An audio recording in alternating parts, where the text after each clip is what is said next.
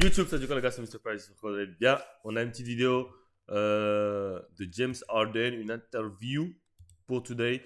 N'oubliez pas de rejoindre mon Telegram, les gars, pour ceux qui veulent avoir des conseils sur le basket, phrases de motivation, voir mon quotidien et encore plus de choses, des cadeaux, des trucs à gagner. N'hésitez pas à checker mon Telegram, le lien est en bio. Et en bio, comme si on était sur Insta. Le lien est en description. Ok, guys, on va écouter cette interview de James Harden. Alors les plaisirs de ces All-Star Weekend, c'est qu'on peut discuter avec des légendes du basket. Un mec qui est MVP, qui est 11 fois All-Star. Il y a un problème avec la lumière là. C'est James Harden qui m'accompagne aujourd'hui. James, how you doing? What's going on? How are you? You good? Yep, good. You're an 11-time All-Star. How does that sound? It's a blessing. You know, it never gets old. You know, just being here All-Star Weekend with all this great talent and just all the fans. It's beautiful to be here. James, you're having an amazing season individually. I mean, no offense, but you're 35. What's the secret here? J'avoue, il est All-Star. Attends, t'as James Harden qui est All-Star à 35 ans. T'as Steph qui est All-Star à 36 ou 37 ans. Qui va bientôt avoir 37. T'as LeBron qui est All-Star à 40 ans. T'as KD qui est All-Star à 35 ans. T'as qui encore après comme vieux? T'avais Kyrie qui est All-Star à 34, je crois. Ça fait 6. Après, t'avais plus d'autres vieux. Hein. Ouais. Quand même, c'est chaud que pas. Après 32 ans, tous ces mecs-là sont All-Star. Hein. T'as James, c'est chaud. Recovery and work. You know, making sure you stay in the gym, staying in the weight room, and doing things that you need to do to be able to play at a high level. For me, it's I've been healthy, man. These last couple of years, I haven't been healthy, so it's kind of been you know up and down for me. But I've been pretty healthy for the most part this season. So just trying to make sure that I stay on my body and stay in the gym, and it's been working out for me. And you guys, the Clippers, are having an amazing season too. Yeah. Everybody seems like was counting you out before the season. How do you explain that chemistry? It's been great. It's been great. Started before the season, and it's carried us, thus far. You know, now having Kawhi back, and we made some key trades during the deadline. Ouh, So Kawhi. I think we're all excited to get this thing going in the second half of the season. All right, C'est James, I vrai, want c'est to vrai talk. qu'ils ont fait Bogdanovic, j'ai vraiment bien aimé le trade de Bogdanovic. Hein. Avoir Bogdanovic, Ben Simmons, franchement, no cap. Experience now. Vraiment good Like I trade. said, you're 35. You've been in Hold the league a on. while. You gotta stop saying my age. I'm almost 40. Il a dit arrête de dire mon âge, frère. Ah ouais, frère, arrête de dire j'ai 35 ans, frère, c'est bon, ma gueule. C'est bon, frère. You know, I know what you mean. I'm just joking. You've been in the league for a long time. You're a vet now, obviously. Is being an NBA player, like in life in general, by which I mean, do you get wiser when you get older? I think just hopefully in people in general, not just NBA players, get wiser as you get older. You go through experiences, you go through challenges, good times, bad times, things that make you a better person. So for me, I think just going through so many obstacles, whether it's changing teams or in the playoffs or whatever the case may be, it makes you stronger. It gives you things to look back on. So when you face those opportunities again, you kind of know how to handle them. So, yes, being older, you have experience, you have knowledge, wisdom, things that can get you through, certain situations. Can you tell me, like, describe to me how different you are today than, you were like 10, 15 years ago? The same thing we just talked about, going through different experiences and understanding where I am and where I've been and being humble about it and then continue to work. So, like I said, I'm in a great position. I've had an unbelievable career. I still got some more time to play. And then off the court, just making sure handling business, taking care of family. Franchement, on a beau. Les gens ils ont beau manquer de respect à ce joueur-là. Ça reste l'un des meilleurs postes de all-time. Hein. Et bon, je pense que je ne le mets pas devant D-Wade quand même. Parce que les gens oublient vite hein, D-Wade. Pour moi, D-Wade, ça reste après Jordan, Kobe. D-Wade, pour moi, les number 3.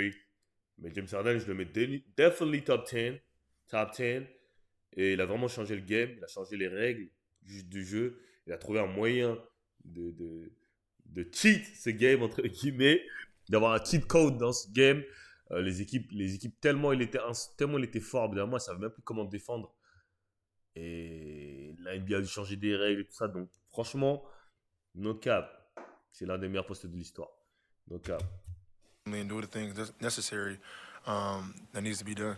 Do you feel like your role on the team has changed? Like, I mean, the young guys, do they come up to you? Do they ask questions? Do you? No, I mean, they do ask questions, but For me, I'm just like I don't try to put myself above anybody. You know, like I feel like I can have conversations with rookies or anybody that needs to be talked to, or if I need to come talk to you, I feel like I can do that. So I think that's the one thing about me is I can, I'm an open book, so you can come talk to me and I'll give you the honest opinion or conversation. With the Clippers, you're playing with a French dude, Nick Batum, who's a good friend of us, Nico. back home in France.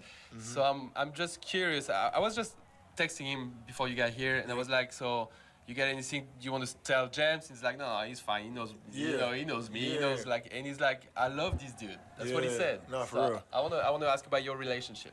This has only been a couple months that I've been teammates with Nico, but I've just heard so many great things about him, and then actually being on the same team. He's just a ultimate true vet that comes in and works his butt off every single day. A leader, and does the things necessary to help teams win. And he's been doing that his whole career, whether it's his whatever team in the NBA or his national team. So I'm happy that we had an opportunity to get him back this summer. And like I said, he's just the ultimate vet. He shows me how to be a professional. All right, one last question. Ok, donc Nicolas Batum a montré à James Harden comment être un vrai professionnel. Donc, on peut critiquer tout ce que veut sur Batum, il a quand même fait 15 ans NBA. 15, 16, combien 15, ouais, 15, 16 ans, donc c'est tough. Hein. Donc, vous, dites-moi dans les commentaires, dans les Français, dans les meilleurs Français NBA, vous le ranquez combien? Est-ce que vous mettez Batum devant Gobert? Parce que je suppose que les gens vont mettre Tipeee 1, Gobert 2, Batum 3. Et ça, si on compte pas Wemby et tout, parce que... The whole weekend. Yep. How good does it feel playing basketball these days for you? I love basketball. Like even if it wasn't for money or whatever or the recognition, I just love the game. I love how it makes me feel. Like I'm I put the work in, you get results out of it, and I wish I could play forever. Like at the highest level, but it's not realistic. But just the game, I get a lot of joy out of it, and I'm appreciative of what it has done for me and my family. So. At this age, I'm still doing it at the highest level, and I'll continue to do it till I can't anymore. Does that mean you're going to be like LeBron? Ah, je continue jusqu'à que j'en peux plus. No cap. Don't play like you're 41, 42? No, I can't do that. 45? Nah, nah. Il a dit, the nigga crazy. I ain't living out of here. I'm gonna go play at the park or something before I do that. That works too.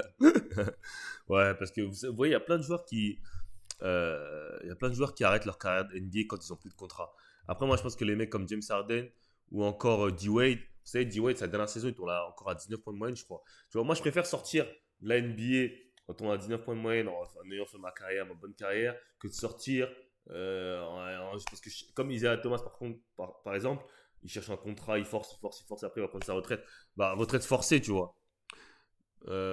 Mais après, quand t'as pas gagné énormément d'argent dans ta carrière NBA, c'est normal que tu forces pour avoir un contrat, tu vois, c'est normal. Mais genre les mecs comme James Harden, KD, tous ces mecs-là, ils auront pas besoin de forcer, tu vois.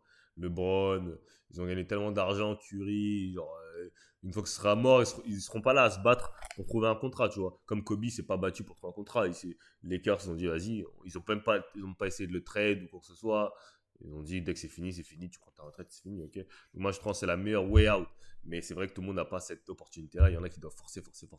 Mais si tu as le choix, je pense sortir de toi-même quand tu n'es pas à ton pic, mais quand tu commences un peu à régresser, tu sais que c'est bon là, faut pas que je force trop. Vas-y, je me barre et c'est tout. Ok, guys, I'm out of here.